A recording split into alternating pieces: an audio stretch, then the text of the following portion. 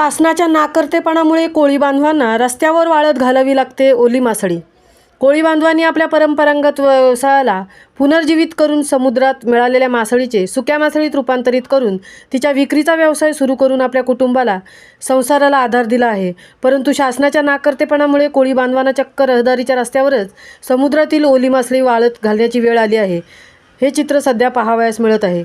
उरण पनवेल तालुक्यातील करंजा, मोरा, हनुमान कोळीवाडा, दिघोडे, कोपरुली, कुंडेगाव व केळवणे ग्रामपंचायत हद्दीत कोळी समाजाची मोठी वस्ती आहे।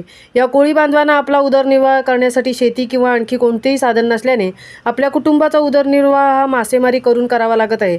परंतु समुद्रातील वाढत्या प्रदूषणामुळे खोल समुद्रात मासळी मिळणे कठीण झाले आहे। दुसऱ्याच्या बोटीवर काम करीत असल्याने या बांधवांना मजुरी मिळणेही कठीण झाले आहे। त्यामुळे सुक्या मासळीचा व्यवसाय करण्याचा निर्णय गरीब कोळी कुटुंबातील सदस्यांनी घेतला आहे। सदर गरीब कोळी कुटुंबातील सदस्य हे मुंबई, करंजा, मोरा व अलिबाग या ठिकाणावरून मासेमारी बंदरातून ओली सुकट, ओल्या वाकट्या, बोंबील अशा विविध प्रकारची मासळी विकत आणतात।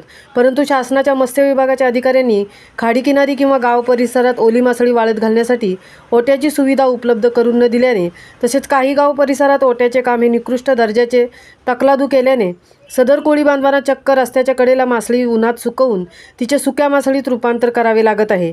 शासनाच्या मत्स्य विभागाच्या अधिकाऱ्यांनी उरण पनवेल तालुक्यातील कोळी बांधवांसाठी सुकट, वाकट्या, बोंबील, टेंगळी, शिंगाला ही मासळी वाळत घालण्यासाठी सुसज्ज अशा ओट्याची उभारणी करून देण्यासाठी पुढाकार घ्यावा आणि गाव परिसरात निकृष्ट दर्जाच्या ओट्यांच्या कामाची चौकशी करावी, असे कांचन कोळी यांनी म्हटले आहे।